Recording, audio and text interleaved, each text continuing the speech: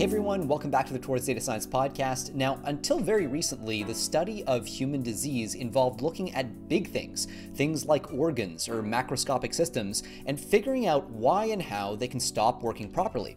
And that's all started to change. In recent decades, new techniques have allowed us to look at disease in a much more detailed way by examining the behavior and characteristics of single cells. And one class of those techniques is now known as single-cell genomics. It's the study of gene expression and function at the level of individual cells. Now, single-cell genomics is creating new, super high-dimensional data sets that feature tens of millions of cells whose gene expression profiles and other characteristics have been painstakingly measured, and which now open up new and exciting opportunities for AI-powered drug discovery, among a whole bunch of other things.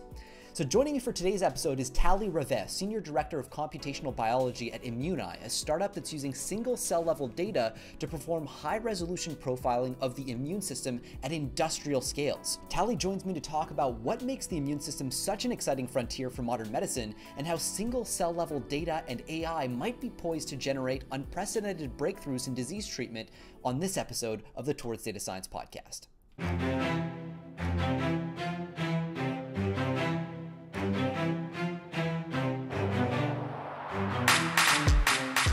Hi, Tali. Thanks so much for joining me for the podcast. Thank you for having me. Really excited to be here. My pleasure. I'm really glad that we're doing this. I think it's part of highlighting some of the really cool applications of AI that are now becoming possible. It sort of does feel like we've just made a phase transition here, and we're in a world now where all of a sudden a whole new range of different possibilities are emerging. Before we get into this and what Immunai is working on, what you're working on, I'd love to get a bit of a sense for your adventure, your journey into the intersection of two really hot spaces now. But like, how did you find yourself at this kind of middle ground between artificial intelligence and sort of biology, immunology, that sort of thing? Yeah, it's a good question, because I think I actually took my undergrad as one of the first classes studying computational biology. So this was just formed as a joint study area. And this was very exciting. I remember my professor is actually saying, this is the future. And at the time we were saying, well, the future, it's been a few years, the future is not here yet. And I think that just now we're starting to really see where this is all headed. And we see this by the emergence of so many companies in this intersection lately. Yeah, actually, we'll get into the nitty-gritty, kind of the details. But at a high level, what would you say are the things that have all of a sudden made this possible at this stage? It's actually a confluence of a few things. So basically, there have been a lot of advancements, as we all know, in the AI in recent years, and we've seen the power of it just taking over so many fields. But at the same time, we're seeing the same technology leap also in biology. So there is more and more technology, more and more high throughput data that is being generated in all fields of biological study, and health for sure. And this is really becoming very hard to deal with this data without this intersection. And so it's really a unique point in time where the confluence of these two things is actually bringing new adventures. And you alluded to that idea that biology is sort of overall being transformed by this stuff. Of course, you're focused, and Immunai is focused on the immune system as a sort of critical frontier for modern medicine. And it does seem that things are headed in that direction. What's your kind of 30,000-foot view on why the immune system is such an important frontier for modern medicine right now? Yeah, for sure. So we know more and more that the immune system actually takes part in many, many diseases, ranging from diabetes, autoimmune diseases, degenerative diseases, and infectious diseases, of course, but also cancer.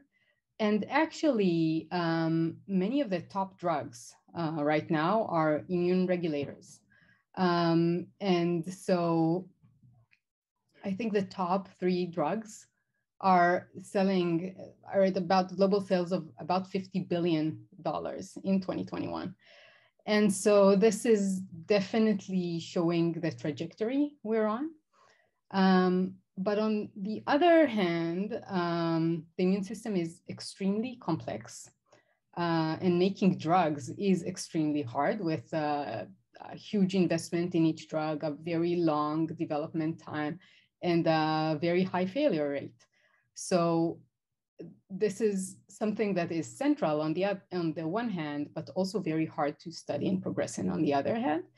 And so this emergence of data and very sophisticated biological assays that are coming are really providing a lot of promise for making breakthroughs specifically in this field.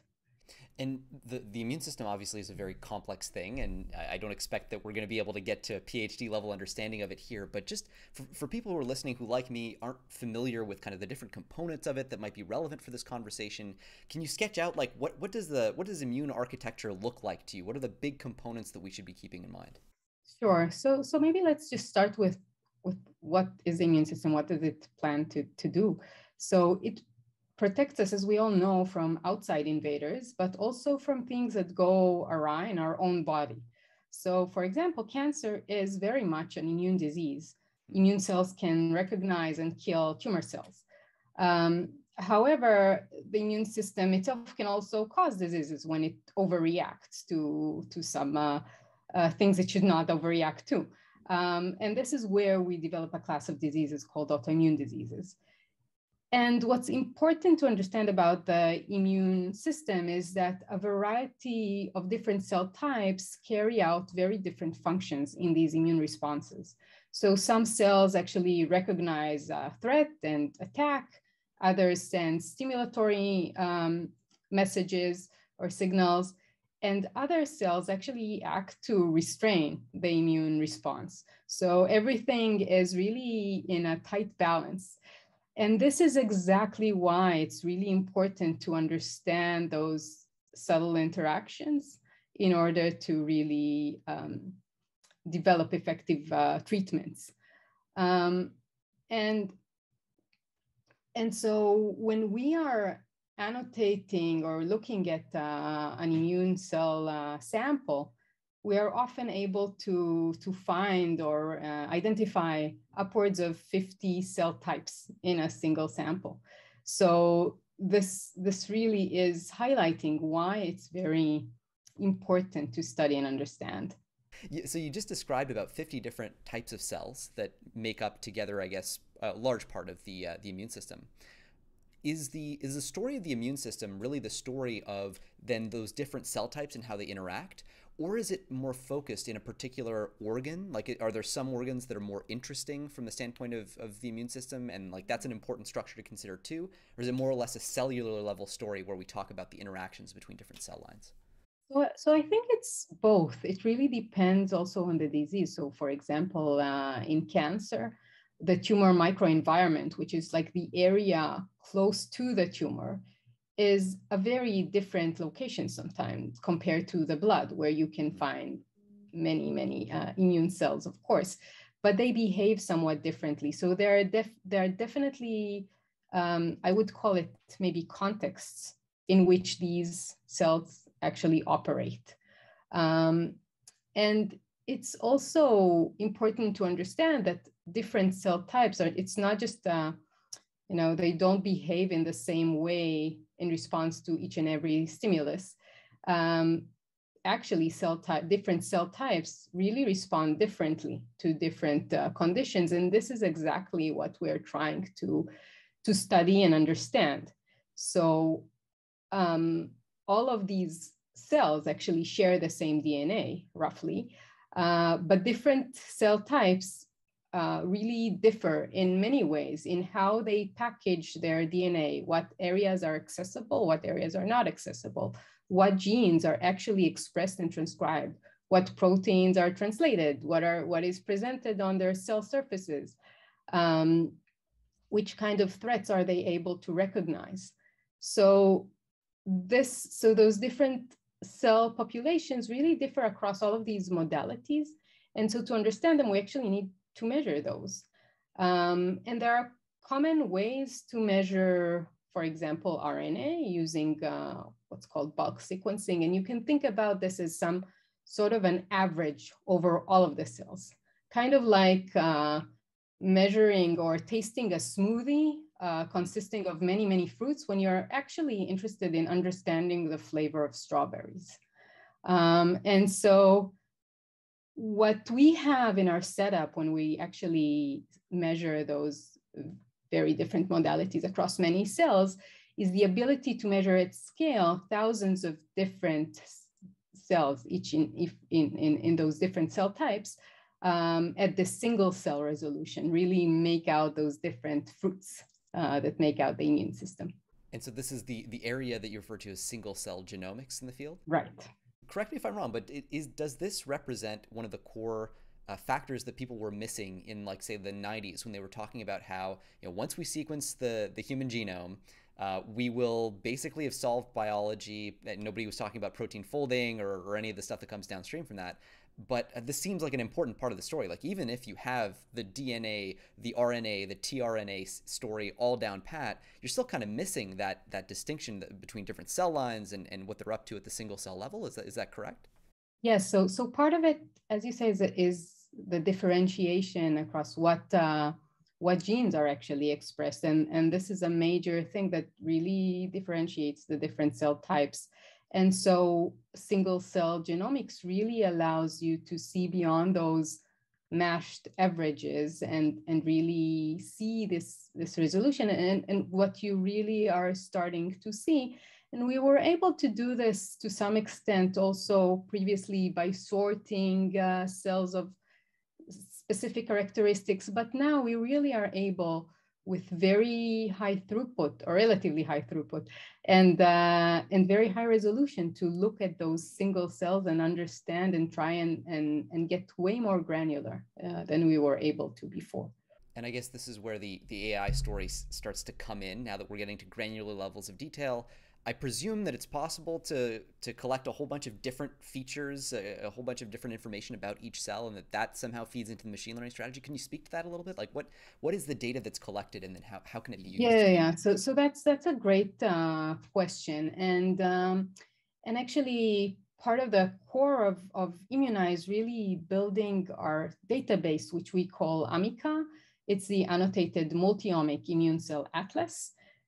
And this is composed of millions of cells that we profile in-house, taking really extreme care also about the samples that we choose, their lab protocols that we use in order to generate the data, what modalities, what are we actually measuring, and what is a downstream pipeline to really provide very high quality measurements, avoid the garbage in, garbage out problem.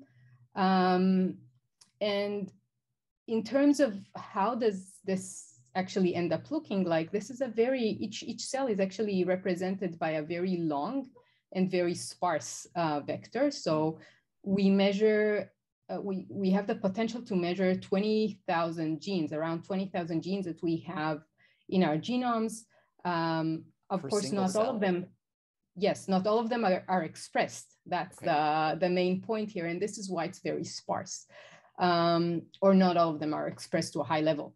And in addition to that, this is at the RNA level. In addition to that, we also measure hundreds of proteins that can be expressed on the cell surface. So these are proteins that are translated from the RNA and actually presented on the surface of the cell. And actually, this is what is usually characterizing, or when immunologists look at cells, they look at those surface markers to determine and understand the function. And in addition, we also sequence, we can sequence, as I said, the chromatin accessibility, which is also a very, very long vector of features of which areas in the genome are accessible.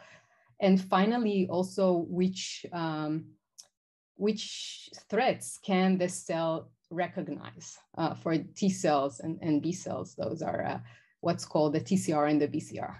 Wow. And these, so this must involve some kind of, my days in biology, biochemistry, and genomics are long behind me, but this has got to involve some kind of new measurement technology that allows you to collect this data at the single cell level. I mean, I can't imagine this having been possible in like 2009 when I was futzing around in like genomics labs and whatnot. What's made this possible all of a sudden? What allows us to measure these quantities? Right. So this is really droplet-based single-cell genomics. And what really drove this forward, I would say, is two things. One is next-generation sequencing, the ability to sequence in very high throughput and very accurately. Things like so basically we're measuring the quantifying the levels of RNA. So we're actually sequencing that. And the other part of it is droplet microfluidics. So the ability to really manipulate very small bubbles and encapsulate within them, within these oily bubbles, single cell with all the reagents really needed in order to measure that RNA. And so these two things really made the droplets, single cell genomics really possible and in the high throughput that it is today.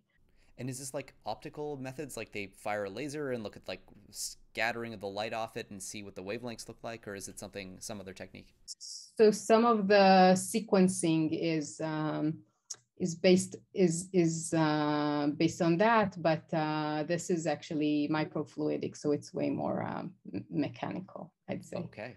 Wow. All right. This is such an interesting. You tune out for a decade and everything changes in a space like this. That's so cool. So okay. So You tune out for a month and it changes. Yeah. Yeah. No kidding. Actually, speaking of which, I think AI is absolutely one of those spaces. So maybe we should talk about that aspect. So we've got this massive vector that describes single cells. You've got, like you said, tens of thousands of these cells, or however many. Oh no. So overall, we have tens of millions. In this atlas. Yeah. And the atlas itself represents. So we're looking at this high dimensional space, I guess. That's sort of the space the atlas represents, and then you have 10 million different dots in that space, one for each cell. Like what kind of work can you do with that? What sort of interesting machine learning can you apply to it? Yeah, so that's a very good question. There are many questions that we address and that we still want to address with this with these samples, and this is really problem specific. So just starting from the very basic, first we want to actually identify, this is very, as you said, very complex machinery. This machinery doesn't come without artifacts or low quality cells, even cells that like explode and are not necessarily representing something that is real in the patient that we really want to study. So even detecting those artifacts and low quality cells is something that we do with machine learning. Annotating the cell, so actually understanding, oh, this is this type of cell and this is that type of cell, and all of these are things that, and also the same for really rare cell types that we don't often see in all of the samples that we sequence.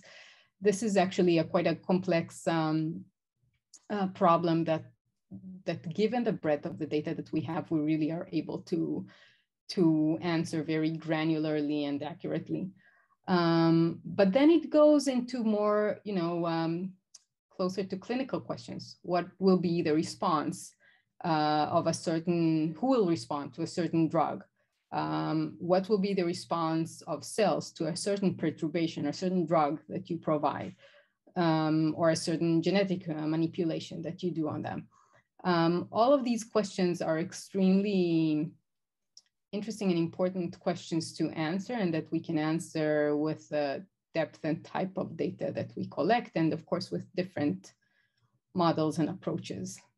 And so would you do something like expose a subset of these cells to a drug, see how they respond, play some kind of K nearest neighbors game, or ultimately something more complex, I imagine, to figure out like, okay, I've got a new cell line, like how is that going to respond? Is that the sort of thing that you might do? Exactly. So we are definitely looking at these kinds of things, and actually an even more interesting question. So there are many perturbations or many experiments that we want to do, and we want to measure many things across all of these perturbations.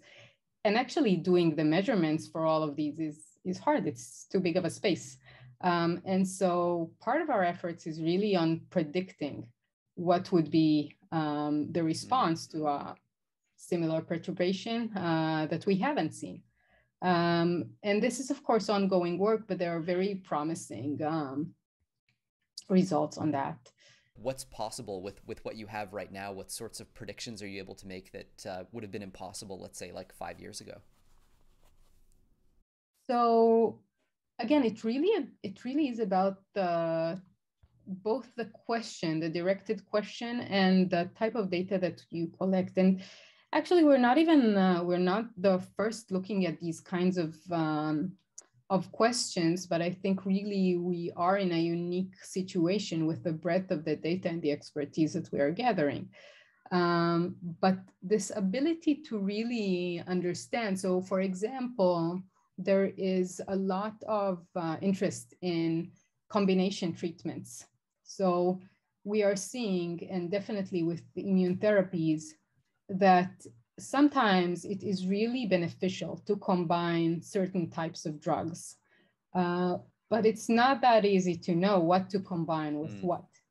And so this is a situation where predicting what will be the response or the reaction of each cell to a perturbation is extremely important, and you can't do all of the possible experiments. So, and another layer of complexity here is, even if you do get to a point, and you do have very promising results on like understanding what a certain cell will do, understanding this at the level of the patient or the system or the immune system is way, way harder. And so a lot of this research so far has been done in the cell, in the lab, in a tube or a vial, and what we're trying, the ultimate goal would actually be to have some insight into this in a person. Yeah, it makes perfect sense. It's funny. This really makes me think of how much of current medicine is this sort of like overly abstracted thing that we apply with more confidence than we should. I especially think about this in the context of drug interactions. There's a thing my grandfather used to tell me, and he was a radiologist and very aware of kind of the risk of drug interactions. And he was talking about how as he aged, as we all do, we start to need more medicines, and eventually your doctor starts to juggle, like, you're on 6 different things. The interactions between these things, they're guessing really. But when you look things up, you will find a level of confidence, like, oh, don't worry, this drug does not interact with this drug. But there's no sense in which we know that, because look at those combinatorics. It's an exploding problem set. So it really does seem ripe for machine learning. Yeah, and actually, this is one of the fields where there are lots of emerging, interesting things, also related to microbiome and how the microbes actually, transform the medications that we take, and make them into something else. So it's definitely, the data for these sorts of things is really emerging, and it's a very exciting time to be part of this. It is so fascinating. Looking at the kind of AI technique side of things, one thing that jumped out at me when you describe this atlas of tens of millions of cells and in this really high dimensional space, you're interested in some cases at looking at perturbation and the effect that a certain perturbation might have on a range of cells. But presumably, as you said, like, it's really expensive and hard to actually isolate cells, apply a perturbation to them, and measure its effect. So you're only going to have a relatively small number of like labeled data for any given perturbation. But you have this massive space of unlabeled data, which seems to me to imply that this is an area that would be particularly interesting for like semi-supervised techniques where is that part of what you're exploring? Oh, absolutely, absolutely. So our machine learning team is extremely strongly using all kinds of transformers and very, very interested exactly in these types of problems. Interesting. And so is that like, I guess you'd use, I'm trying to think of how you might tackle this. I guess there's a lot of openings here for self-supervision. Like, I guess you could try to predict things that like whether a gene is going to be expressed in a particular cell line from other factors, hopefully come up with a model that generalizes almost in the same way that something like GPT-3 might.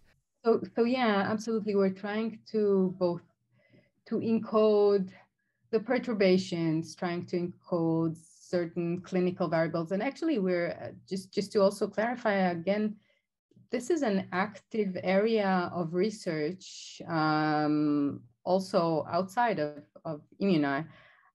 We, of course, leverage all of the data that we have and the expertise that we gain, but this is actually also being done as part of,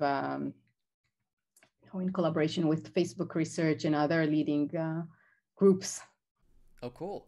And what have you learned, or have you learned anything particularly? I don't know. Are there examples of things that you've learned about like immune system latent space, if you will, like the space that all these things end up embedded in, or maybe not latent space, but just anyway, the space of the structure of that landscape that sort of surprised you? Are there clusters of cell types that were particularly surprising?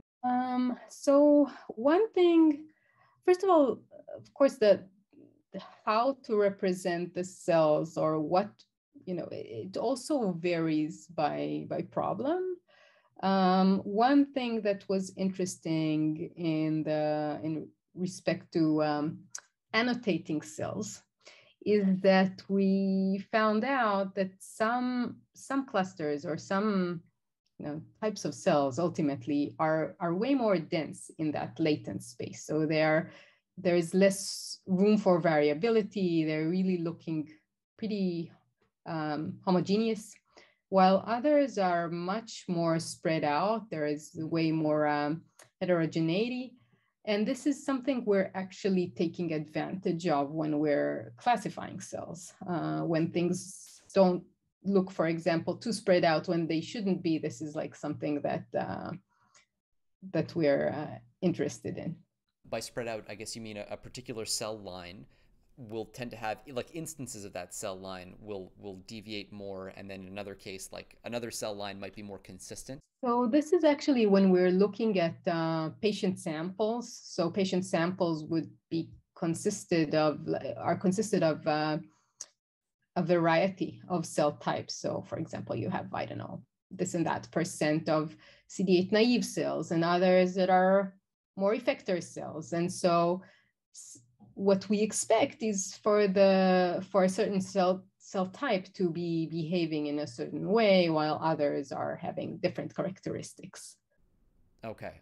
And now this data set, this Amica data set, would you see it as a kind of maybe not MNIST, maybe more like ImageNet for the immune system? Is that like where this is going, and sort of opening it up so that other people can work with it, or is this more something that is more narrow and specialized, do you think? That's an interesting question. It's definitely something that we are using in multiple ways. So we are learning representations that are then used for a variety of problems. And in general, transfer learning is a very strong concept that we use in almost every problem that we tackle. Whether it will be open, then that's an actually interesting question, because we have two assets, basically. The one that we are characterizing and profiling in-house, and one that we are actually leveraging all of the public data out there. So this is, of course, more variable because we cannot control the way we do the lab processes and the sample handling. But we do try to limit ourselves to very high quality cells, very high quality papers, and build this really wonderful asset and very vast asset of public data that that is really, not representing our own data. And so it has different characteristics, but is very interesting and potentially can be used more broadly. Yeah, it'd be interesting to see what effects that might have. One of the things that I wonder about in other contexts from a safety standpoint is like whether the proliferation of data or algorithms is always a good thing necessarily, because then it does come into the hands of people who you might not necessarily want to have access to that sort of thing. But is this? Do you know if this is something that Immunai is thinking about in the same way that OpenAI thinks about releasing or not releasing a particular algorithm, in the same way that we've seen sort of DeepMind wonder about what to publish, what not to publish, that sort of thing. Do you have any thoughts on it? Maybe too early to start thinking in that direction, but Yeah, it's a very good point. I mean, I think it's a bit, it might be a bit early in terms of safety. I have to say that I haven't quite thought in that direction, but it's very interesting.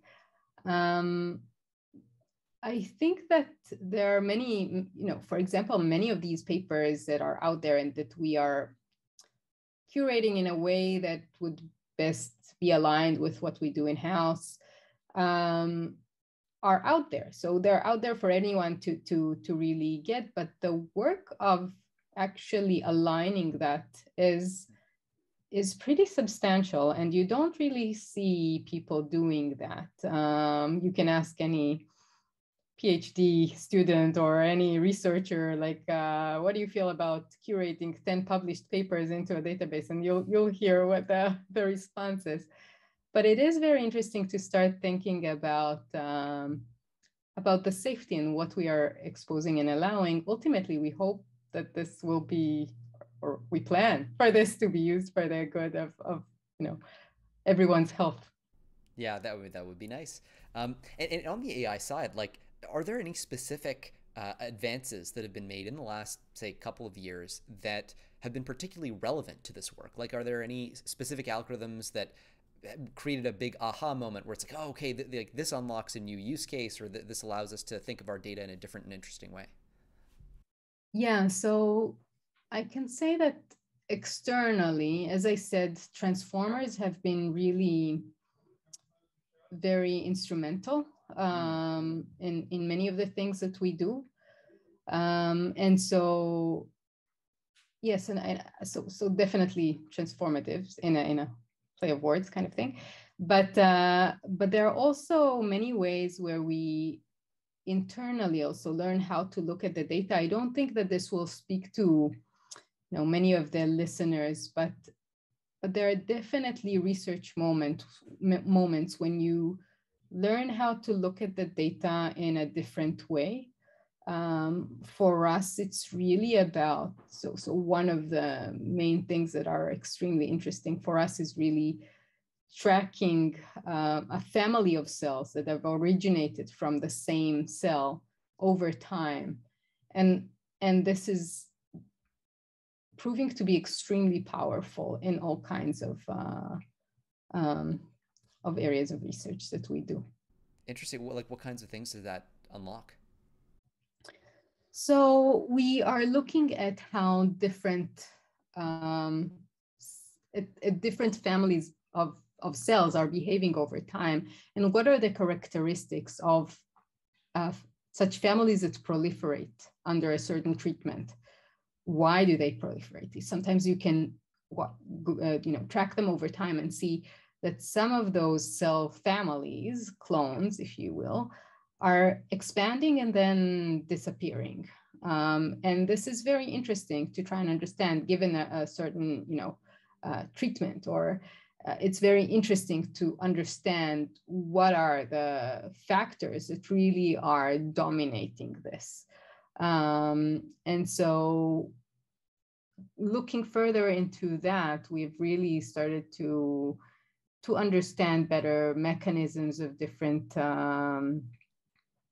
different drugs and response. So these are very interesting and aha moments for us internally. And would it be naive of me to map that onto cancer treatment as a thing? I mean, I guess when we talk about different cell lines that either replicate or fail to replicate, that seems to overlap quite a bit with what goes wrong in cancer, this out of control replication process. So first of all, like I want to just clarify that in even the most cases here, we are looking at patient samples. So those are not quite cell lines, but really like complex human samples representing the immune system. you are right about, this analogy, but we are actually, so often we will actually look at this in the context of cancer, but actually from the point of view of cells that identify the tumor and need to really proliferate in order to kill the tumor, and sometimes they do not. And this is what we are trying to really understand. What are the characteristics of those that proliferate? What are the characteristics of those that do not? So yeah, the analogy is in place. We're looking at it from a bit of a different prism sometimes. That's really true. Yeah, it's sort of the opposite of what I would have expected. So it is the case that there are cells that combat cancer whose proliferation needs to be encouraged, and that for whatever reason they just fizzle out in some cases. And is that part of what causes a cancer to get really bad? So that's exactly. So for many cancers now, there are many immunomodulatory drugs that actually try to do exactly that: prevent the cells from dying out, encourage them to proliferate. It really depends, of course, on the cancer and the treatment, but this is definitely a strong concept. Interesting. Okay, so I'm learning a ton about oncology here. And what does make cancer such an interesting area to explore? Because you mentioned Immunai is looking at cancer as one sort of initial, I guess, target vertical. What makes it so appealing from an immunological standpoint, from a technological standpoint, given where things are at today? Yeah, so cancer, first of all, it's extremely prevalent. It's very important that we don't know. I think all of us know someone inflicted with cancer. And therefore, it has an abundance of data associated with it. Moreover, this is one of the diseases where we are seeing more and more immunomodulatory drugs that are making a difference. So we know that studying the immune system in the context of cancer is important and has results and has real impact. And as a corollary of that, there is really a lot of data on that.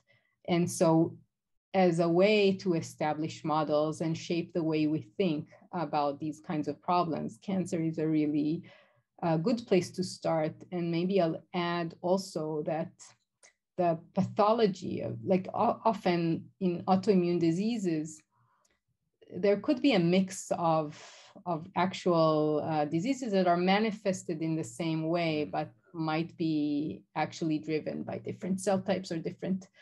And so in cancer, this is a bit, can also be the case sometimes, but it's a bit more well-defined, at least in some cases. I guess that's where you get into the need for things like machine learning that can sort of parse out. So we're no longer taking ensembles or averages of big quantities with very clunky abstractions and starting to refine our thinking. How optimistic are you about transformative change coming from this area? In particular, I'm wondering, when we start talking about massive atlases with huge kind of latent embeddings and things that are very semantically meaningful, that starts to make me think gee, we could be getting close to the point where we can start to simulate responses to different drugs at a high level. I wonder how much low-hanging fruit there might be from, I guess, basic prediction work, simulation work in that direction. Yeah, so absolutely. This is very much related to what we were talking about in perturbation prediction. And so at the cell line level, this is really an active field of research, like simulating the response. And obviously you abstract away some of the complexity. So often these models won't necessarily deal with, the actual protein-protein interaction or things like that, but actually model at a higher level or less granular level. And this is already showing some promising results. Moving into the immune system context or the tumor microenvironment, this is way more complex. And of course, even at the cell line, we still have much room for improvement. But I think this is actually, with the data that is being generated and the perturbation and the amount of experimentation that is being done, this is really something that we hope to see significant improvements in the next few years.